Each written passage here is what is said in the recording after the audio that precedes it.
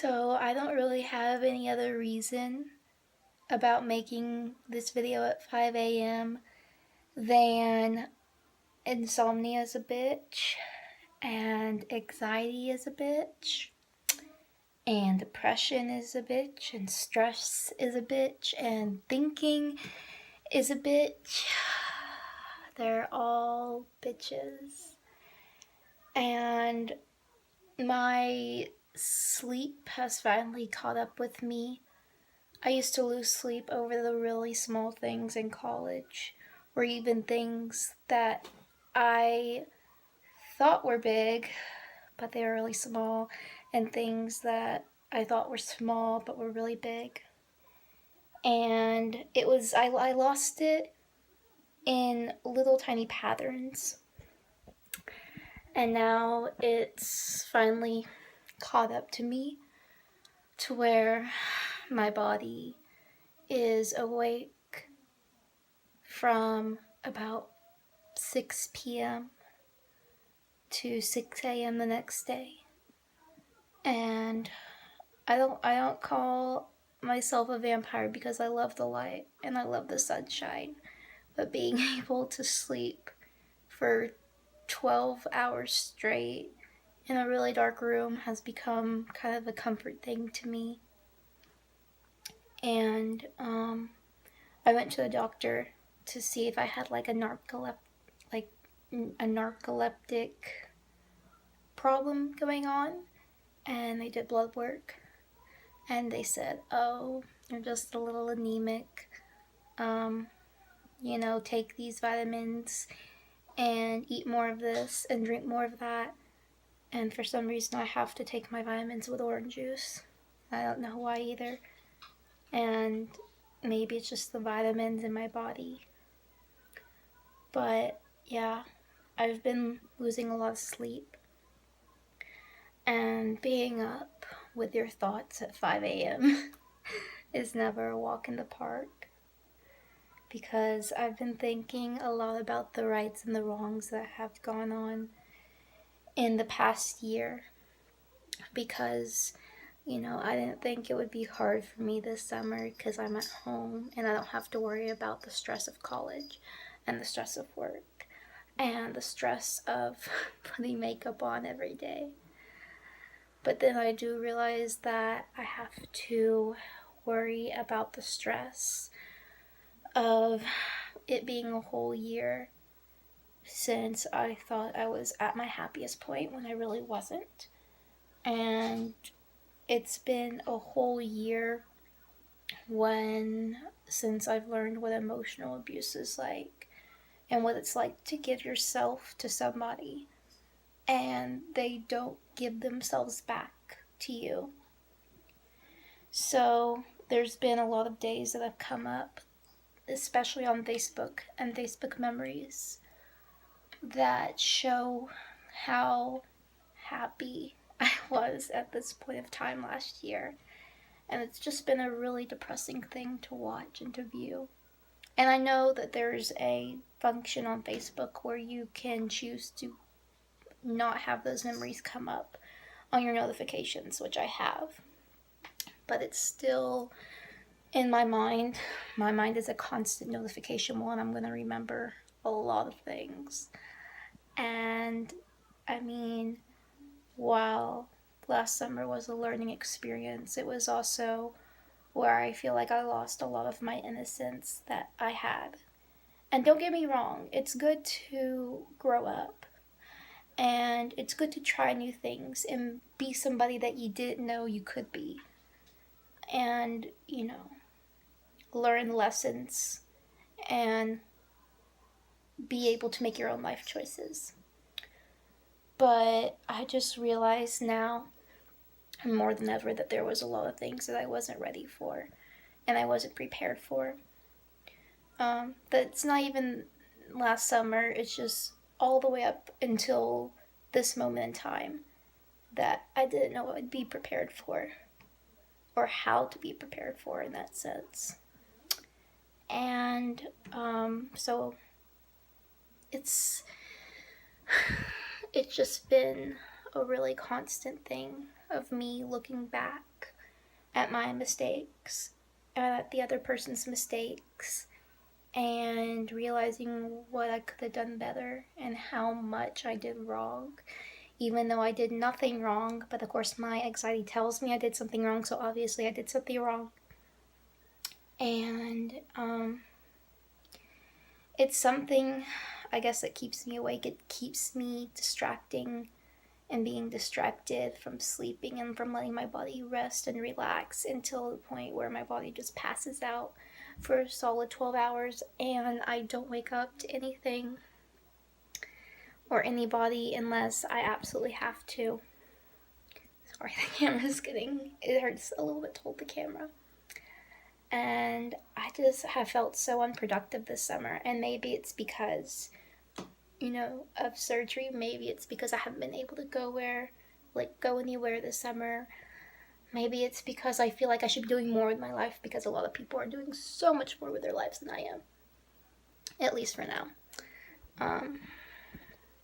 But it's a rough time.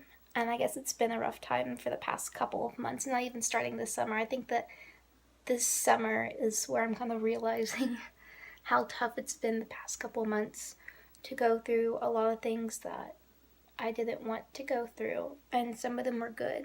Some of them were good experiences, and some of them were learning lessons. Not entirely bad, but something that I definitely have learned from.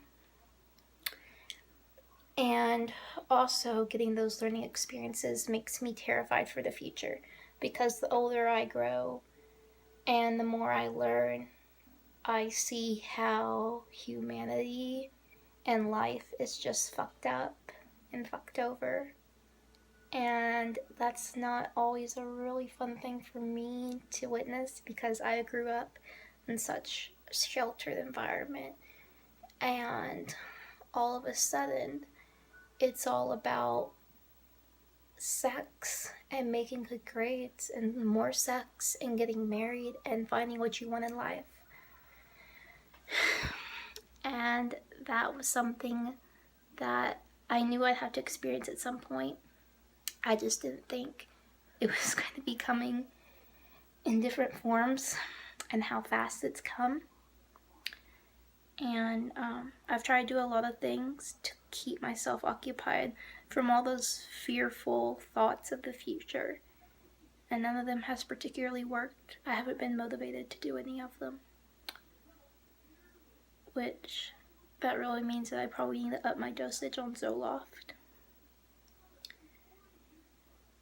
But just a lot of things scare me now, and it's not even like decisions, but it's just people and things on TV and the thought of growing up.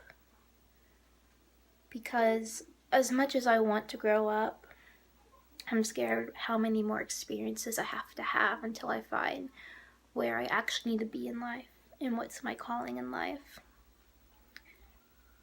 And I'm at the point where I just want to be able to love myself and to be me. And I can't do that. Not that I'm stopping myself. Well, I guess I am stopping myself in a way, but if it was my choice, I'd be a totally different person than I am. But it's, I guess, my mind's choice and my environmental, situational choice to be where I am today. And it's kind of a hard thing to accept, because there are times where I just want to get on a plane and go to my favorite city in the world and not come back for a couple months, and to just live. Because right now I don't feel like I'm living, I feel like I'm existing. Which is probably a very cliche thing to say, because I've heard a lot of people say it before. But I really do feel like I'm stuck in a portal that just keeps going around and around and around, and time is not moving. Time is so slow that Christmas goes faster than time. Like when they say it's as slow as Christmas. I feel like Christmas is going a lot faster than my timeline. And there's just so many uncertainties that make me hold back on the experiences that I want to experience, and a lot of daring risk that I'm not sure if I'm willing to take or not. Like,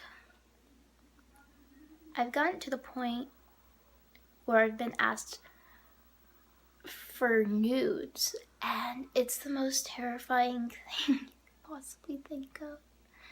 Not that I didn't expect it at some point. I mean, we're teenagers, and we want sex.